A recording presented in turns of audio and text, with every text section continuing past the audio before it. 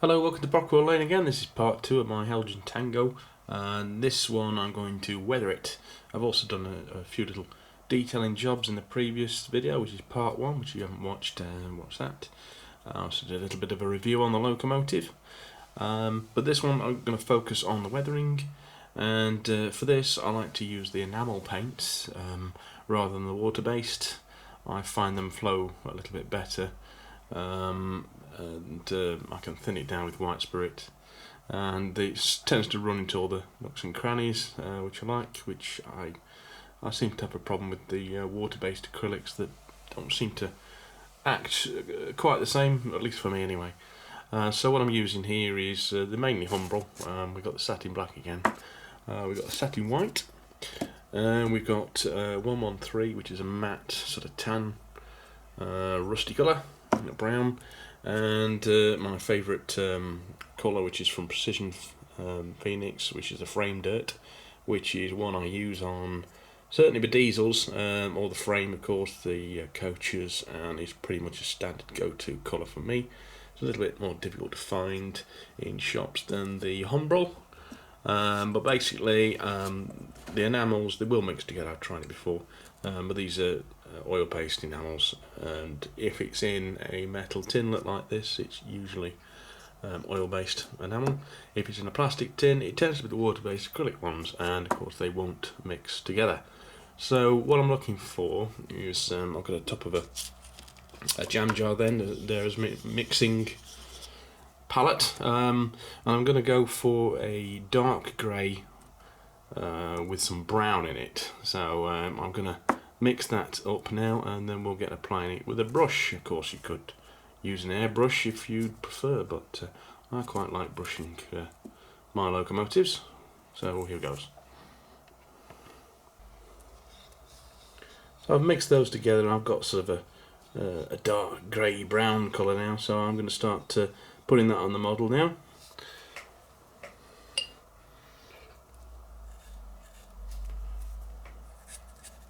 I'm not being too neat at this stage.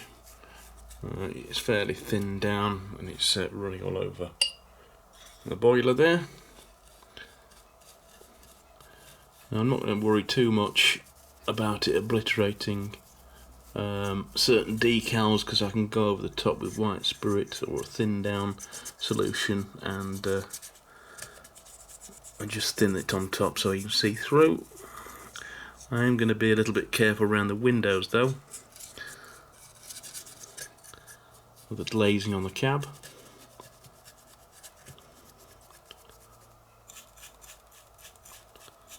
But I'm just looking for coverage at the moment to make sure there's no black shining through.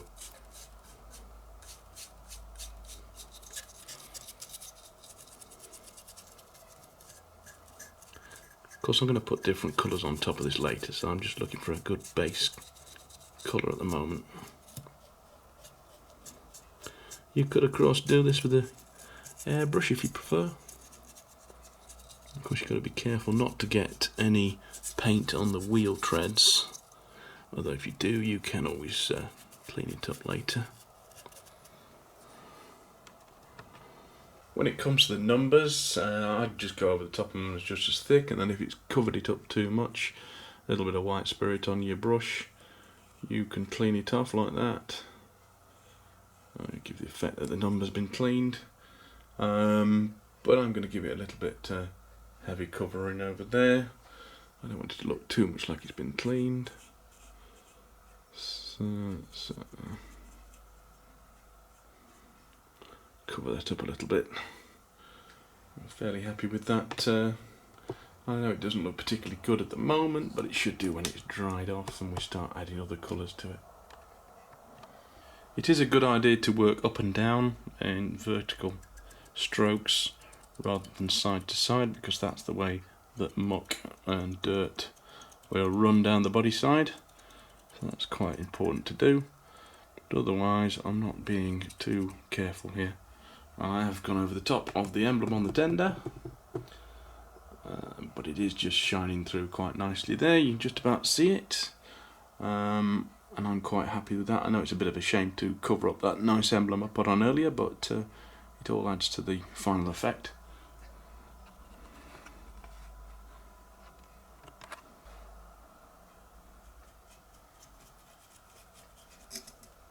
I'm going to want to clean that number plate with a little bit of diluted white spirit, and I'm having to reach around the camera here to do this. I'm not making it easy for myself.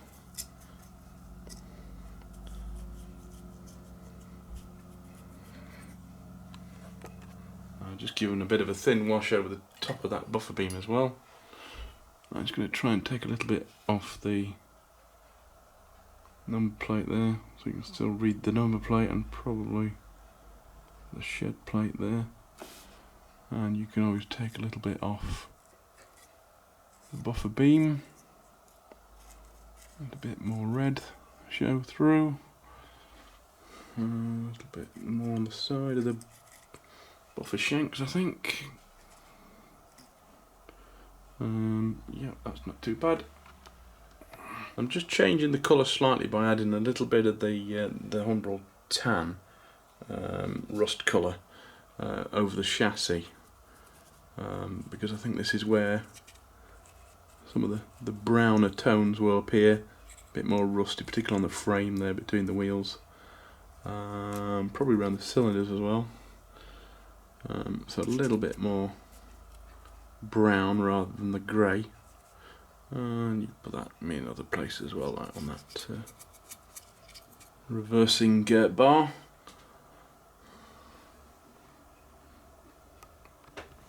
I'm going to start adding other colours to it, but I'm always using this same basic mix, so the colours aren't too harsh or change too much. It's always based on this same colour, so nothing looks out of place at this stage. And again, I've probably got a little bit too much over that BRM on the tender, so I'm just going to take a little bit off. I don't want to obscure it completely.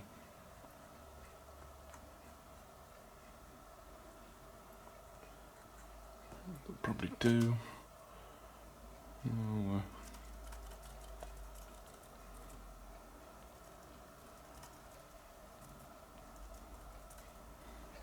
It's a little bit better.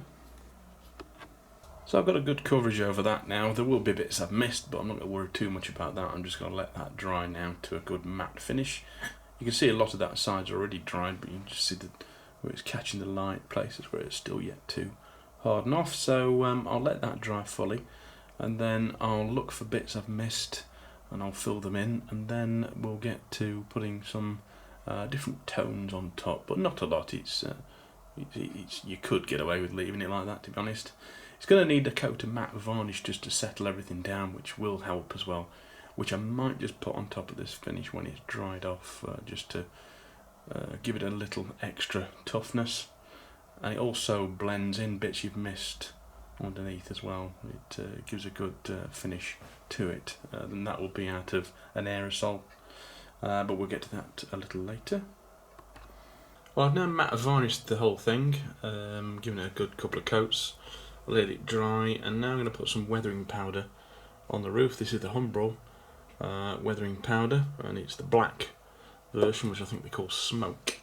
And if you can see on the top, I'll just cover the top in some of this smoke weathering powder, and I'm going to use this thick makeup brush just to work it in and over the sides, and hopefully some will get on the running boards there. Just give it a dusty appearance. It should cling quite well to the matte varnish. A good brushing over, and then to secure that I will give it another coat of matte varnish from the aerosol.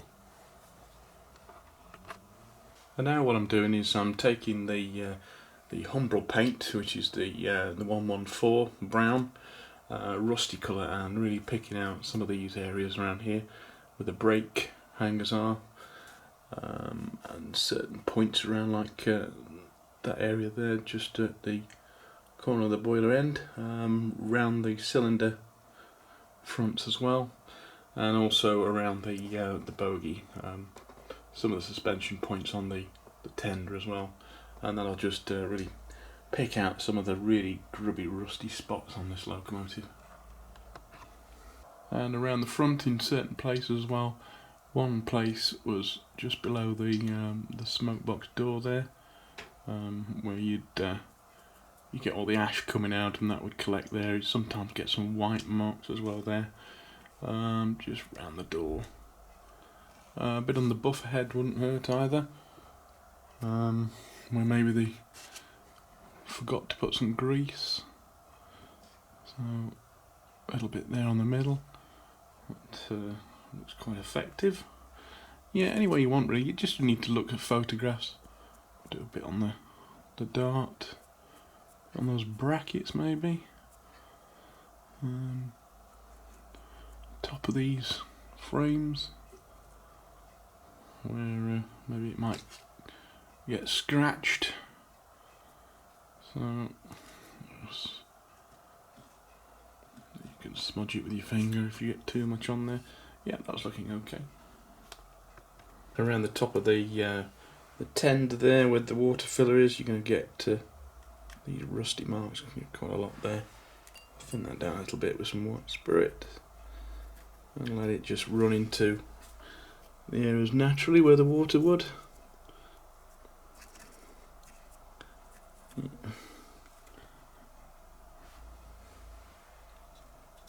A combination of dry brushing and put a bit around there as well, here and there.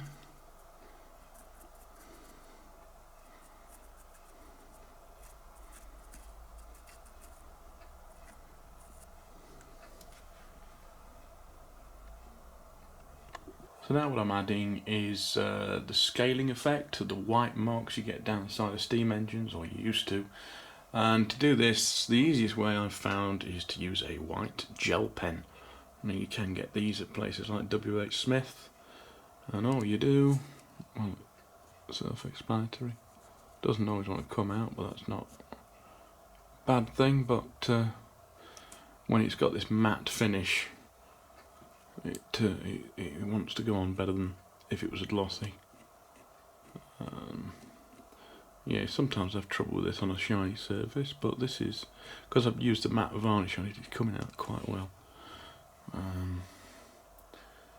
So you can calm that down a little bit by going over the top of it if I don't want that mark there. Smudge it a bit better. Maybe these are a bit too bold, so we'll smudge that a bit as well.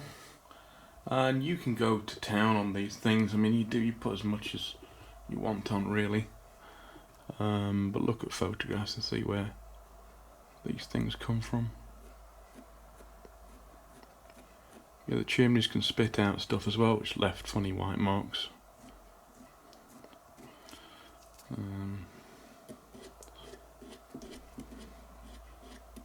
But that's the fun. Look at the prototype.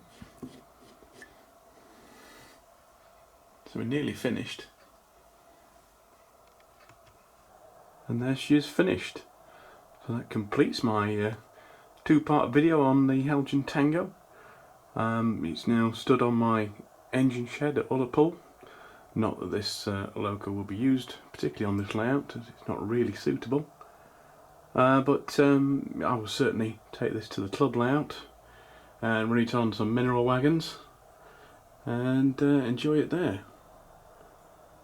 So I hope you think that was worth it.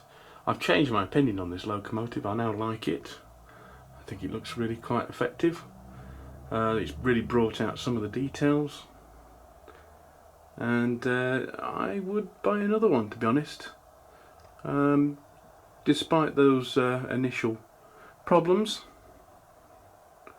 I quite like this engine now, and it can join my fleet of weathered freight engines, which I've started a little bit of a collection of. The only thing I might do is put some lightning flashes, warning signs on the locomotive, just to brighten it up a little bit. They won't be weathered, they'll be straight over the top of the mucky paintwork. But quite happy with this engine now.